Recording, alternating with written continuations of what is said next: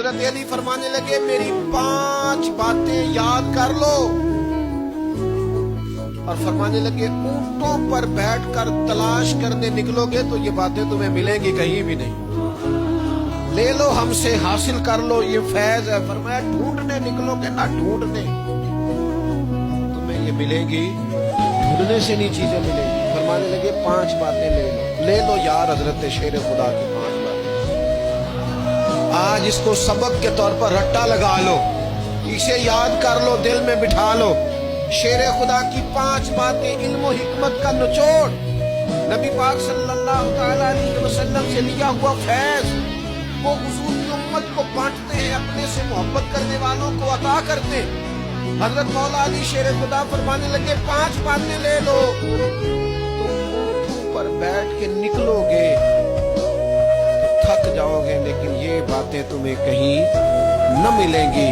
حضرت علی باتیں بیان کرتے ہیں، فرماتے ہیں پہلی بات یہ یاد رکھنا، بندے کو امید صرف اپنے رب سے رکھنی چاہیے۔ جیت جاؤ گے دوستو دنیا میں اگر یہ بات آ گئی، بچ جاؤ گے، دل ٹھنڈا رہے گا، بے قراریاں، بے چینیاں، پریشانیاں جان چھوڑ جائیں گی۔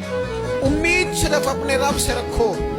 حضرت مولا علی شیر خدا رضی اللہ تعالیٰ عنہ دوسری بات بیان کرتے ہیں، فرماتے ہیں اپنے گناہوں سے ڈرا کرو۔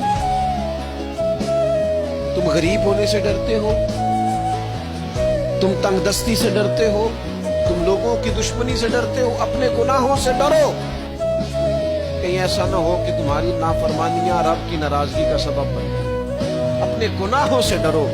اور تیسرا مولا علی شیر خدا رضی اللہ تعالیٰ عنہ فرماتے ہیں اگر تم جاہل ہو نا، تمہیں پتہ نہیں، تو علم کے بارے میں سوال کرنے سے کبھی نہ شرمانا، پوچھ لینا فائدہ ہوگا، کسی سے بات کر لینا فائدہ ہوگا، کسی سے سیکھ لینا نفع ہو جائے گا، کسی کو مان لینا اپنا استاد، زندگی بھر سمجھدار ہو جاؤ گے، فیض یاب ہو جاؤ گے۔